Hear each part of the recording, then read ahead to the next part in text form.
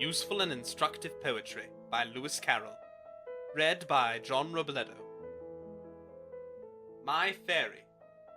I have a fairy by my side, which says I must not sleep.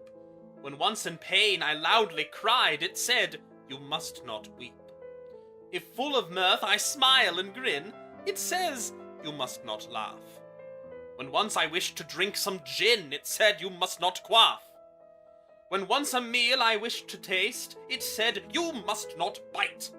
When to the wars I went in haste, it said, you must not fight. What may I do? At length I cried, tired of the painful task. The fairy quietly replied and said, you must not ask. Moral: you mustn't. The Headstrong Man. There was a man who stood on high upon a lofty wall, and everyone who passed him by called out, I fear you'll fall. Not heeded he of their advice, he was a headstrong youth. He stood as if fixed in a vice, or like a nail forsooth. While thus he stood, the wind began to blow both long and loud, and soon it blew this headstrong man right down among the crowd. Full many a head was broken then, full many an arm was cracked. Much they abused headstrong men, whose sense and wisdom lacked. For this mishap he carried not, as we shall shortly see. For the next day, as if in sport, he mounted in a tree. The tree was withered, old and grey, and propped up with a stake, and all who passed him by did say, that branch you're on will break. Not heeded he of their advice, he was a headstrong youth. He stood as if fixed in a vice, or like a nail forsooth. While thus he stood, the branch began to break where he did stand, and soon it dropped this headstrong man into a cart of sand. The sandman vainly sought for him for half an hour or more. At last he found him in a trim he ne'er was in before. For sand his face did nearly hide, he was a mass of sand. Loud laughed the sandman when he spied the branch where he did stand. Oh, why, what a foolish man thou art, to stand in such a place! Then took some sand from out his cart, and flung it in his face. All wrathful then was Sandycoat, wrath filled his sandy eye. He raised his sandy hand, and smote the sandman lustily. Full soon upon the ground he lay, urged by the sandman's fist. These words were all that he could say, for those to hear who list. Moral: if headstrong men will stand like me, nor yield to good advice, all that they can expect will be to get sand in their eyes. Punctuality. Man naturally loves delay and to procrastinate. Business put off from day to day is always done too late. Let every hour be in its place, firm fixed, nor loosely shift, and well enjoy the vacant space, as though a birthday gift. And when the hour arrives, be there, where'er that there may be. Uncleanly hands or ruffled hair let no one ever see. If dinner at 1/2 be placed, at 1/2 then be dressed. If at 1/4, make haste to be down with the rest. Better to be before your time than e'er to be behind. To ope the door while strikes the chime, that shews a punctual mind. Moral: let punctuality and care seize every flitting hour. So shalt thou cull a floweret fair, e'en from a fading flower. Charity. While once in haste I crossed the street, a little girl I saw. Deep in the mud she'd placed her feet, and gazed on me with awe. Dear sir, with trembling tone she said, here have I stood for weeks, and never had a bit of bread. Here tears bedewed her cheeks. Poor child, said I, do you stand here, and quickly will I buy some wholesome bread and strengthening beer, and fetch it speedily. Off ran I to the baker's shop, as hard as I could pelt. Fearing 'twas late, I made a stop, and in my pocket felt. In my left pocket did I seek to see how time went on. Then grief and tears bedewed my cheek. for oh my watch was gone. Moral: keep your wits about you. Melodies. 1. There was an old farmer of Riedel who made holes in his face with a needle. They went far deeper in than to pierce through the skin, and yet strange to say, he was made beadle. 2. There was an eccentric old draper who wore a hat made of brown paper. It went up to a point, yet it looked out of joint, the cause of which he said was vapor. 3. There was once a young man of a porter who daily got shorter and shorter. The reason, he said, was the hod on his head, which was filled with the heaviest mortar. His sister, named Lucia Finner, grew constantly thinner and thinner. The reason was plain. She slept out in the rain and was never allowed any dinner. A tale of a tale. An aged gardener gooseberries picked from off a gooseberry tree. The thorns they oft his fingers pricked, yet never a word said he.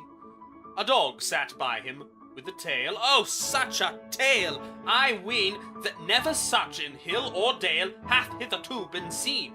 It was a tale of desperate length, a tale of grisly fur, a tale of muscle, bone, and strength, unmeet for such a cur.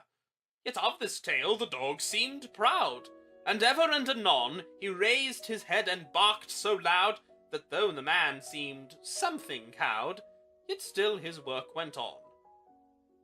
At length, in lashing out its tail, it twisted it so tight around his legs 'twas no avail to pull with all his might. The gardener scarce could make a guess what round his legs had got, yet he worked on in weariness, although his wrath was hot. "Why, what's the matter?" he did say. "I can't keep on me feet. Yet not a glass I've had this day, save one of brandy neat, 2 quarts of ale, and 1 good sup of whiskey, sweet and strong, and yet I scarce can now stand up. I fear that something's wrong." His work reluctantly he stopped, the cause of this to view, then quickly seized an axe, and chopped the guilty tail in two. When this was done, with mirth he bowed, till he was black and blue. The dog, it barked both long and loud, and with good reason too. Moral: don't get drunk. A quotation from Shakespeare, with slight improvements. Warwick: "Wilt please your grace to go along with us?" Prince Hal: "No, I will sit and watch here by the king." Exeunt all but Prince Hal. Why doth the crown lie there upon his pillow, being so troublesome a bedfellow? O polished perturbation, golden care, that keeps the ports of slumber open wide to many a watchful night, sleep with it now, though yet not so sound and half so deeply sweet, as he whose brow with homely biggin bound snores out the watch of night. King: "Harry, I know not the meaning of the word you just have used." "What word, my liege?" The word I mean is biggin." "Oh, that means a kind of woolen nightcap, sir, with which the peasantry are wont to bind their wearied heads ere that they take their rest." "Thanks for the explanation. Pray proceed." Snores out the watch of night. "O Majesty, when thou dost pinch thy bearer, thou dost sit like a rich armour, worn in heat of day, that scalds with safety." "Scalding there is safe, for it produces heat and feverishness, and blisters on the parched and troubled skin." "Pray interrupt not. Oh, by his gates of breath there lies a downy feather which stirs not." "I knew not that there was one. Brush it off." "Did he suspire, that light and weightless down perforce must move, and it hath moved already." "It hath not moved." "Oh, my gracious lord, my father, this sleep is sound indeed. This is a sleep that from this golden wriggle hath divorced so many English—" "What meaneth wriggle, Harry?" "My liege, I know not, save that it doth enter most apt into the metre." True it doth, but wherefore use a word which hath no meaning?" "My lord, the word is said, for it hath passed my lips, and all the powers upon this earth cannot unsay it. You are right. Proceed. Said the English kings, thy due from me is tears, and heavy sorrows of the blood which nature love and filial tenderness shall, O dear father, pay thee plenteously. My due from thee is this imperial crown, which as is not your due, sir, I deny it. It is, my liege. How dare you contradict me? Moreover, how can you, a sleeper, know that which another doth soliloquize? Your rhetoric is vain, for it is true. Therefore no arguments can prove it false. Yet sure it is not possible, my liege. Upon its possibility I dwelt not, I merely said 'twas true. But yet, my liege, what is not possible can never happen. Therefore this cannot. Which do you deny, that I have heard you, or that I am asleep? That you're asleep, my liege. Go on, I see you are not fit to reason with. Which as immediate from thy place and blood derives itself to me, lo here it sits, which heaven itself shall guard and put the whole world's whole strength into one giant arm, which shall not force this lineal honour from me. This from me will I leave to mine as 'tis left to me. Brother and sister. Sister, sister, go to bed, go and rest your weary head. Thus the prudent brother said. Do you want a battered hide, or scratches to your face implied? Thus the sister calm replied. Sister, do not rouse my wrath. I'd make you into mutton broth as easily as kill a moth. The sister raised her beaming eye and looked on him indignantly, and sternly answered, Only try. Off to the cook he quickly ran. Dear cook, pray lend a frying pan to me as quickly as you can. And wherefore should I give it you? The reason, cook, is plain to view. I wish to make an Irish stew. What meat is in that stew to go? My sister'll be the contents. Oh. Will you lend the pan, cook? No! Moral, never stew your sister. The trial of a traitor. There was a strange being into the north, and oh, he was strange to see. His chin was as broad as the Firth of Forth, and as deep as the Zuyder Zee. Nay did his chin conceal his knees, nay did it show his waist. Eke was it like a pack of peas, in human skin encased. The neighbours oft had viewed his chin with admiration mute. Soothly, said they, we will begin this man to prosecute. Who knows but that this chin may hide a sword, or pike, or gun? Perhaps the government, they cried, he'll murder one by one. His warrant duly was enrolled. His body you shall seize, and in safe custody shall hold, till further notices. The constables, a grimly pair, marched on their meshen fell. They took their victim by the hair, and dragged him to his cell.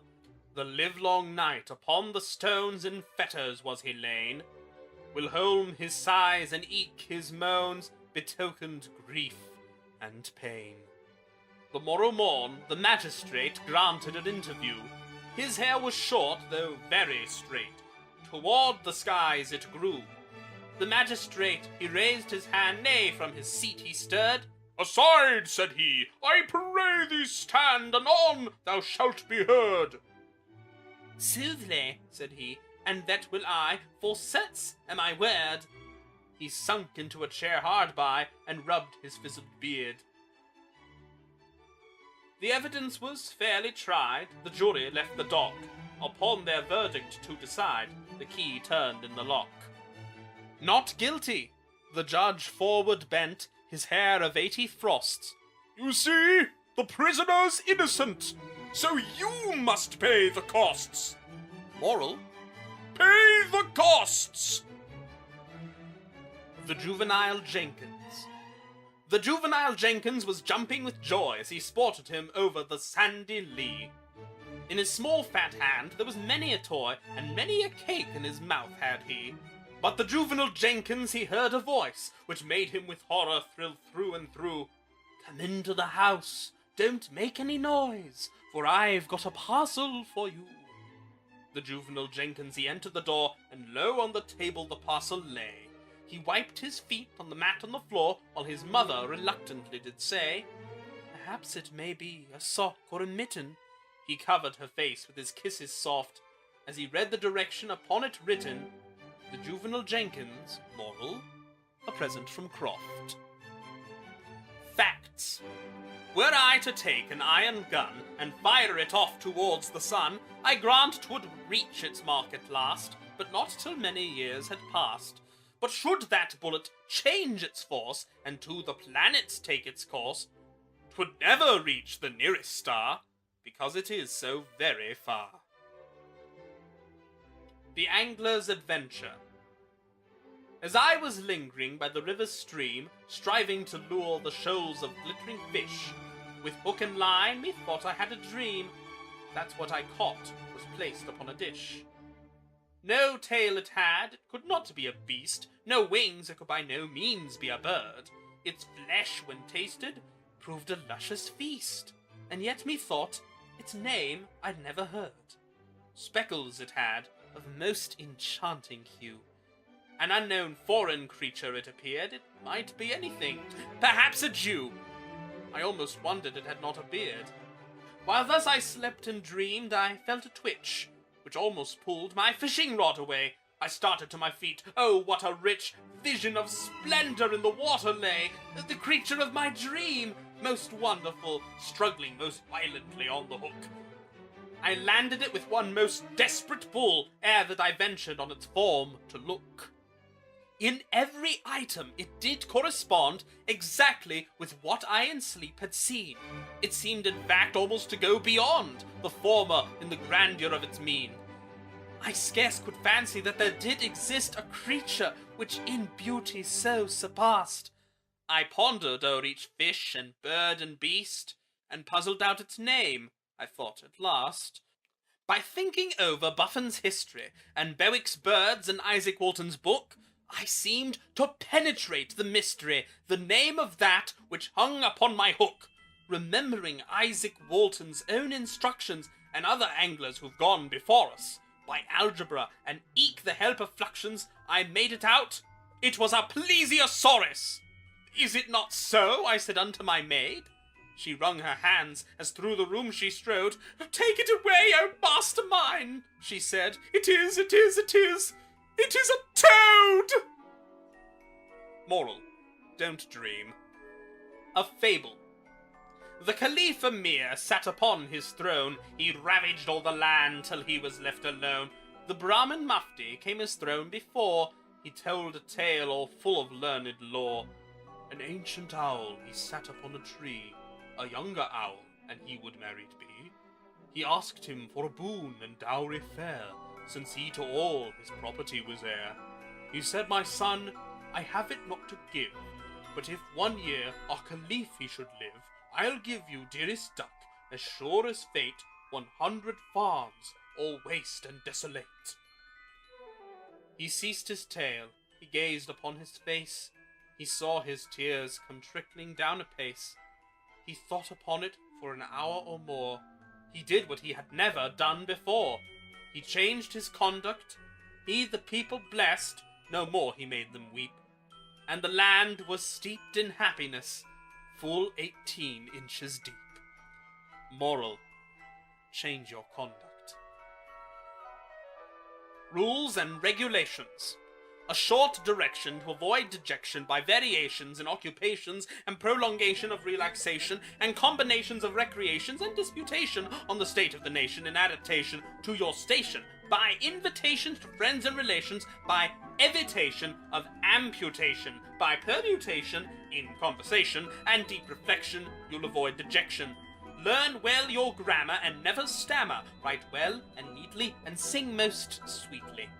Be enterprising, love early rising, go walks of 6 miles, have ready quick smiles, with lightsome laughter, soft flowing after. Drink tea, not coffee, never eat toffee, eat bread with butter. Once more, don't stutter, don't waste your money, abstain from honey, shut doors behind you, don't slam them, mind you. Drink beer, not porter. Don't enter the water till to swim you are able. Sit close to the table, take care of a candle, shut a door by the handle. Don't push with your shoulder until you are older. Lose not a button, refuse cold mutton. Starve your canaries, believe in fairies. If you are able, Don't have a stable with any mangers. Be rude to strangers. Moral, behave. Clara. Solemnly sighing like one a-dying, the Countess Clara on her pillow lay. Along the pillow white, through the drear, drear night, her golden ringlets thickly cluster. Woe's me, woe's me, thus did she sadly say. My punishment is just what can be juster. Yet am I wretched and in misery. Why hath he left me here alone? Why doth he thus delay his coming? I hear no sound but the fitful drone of the beetle idly humming. I live in woe and hopeless love, and gaze on the lovely moon above.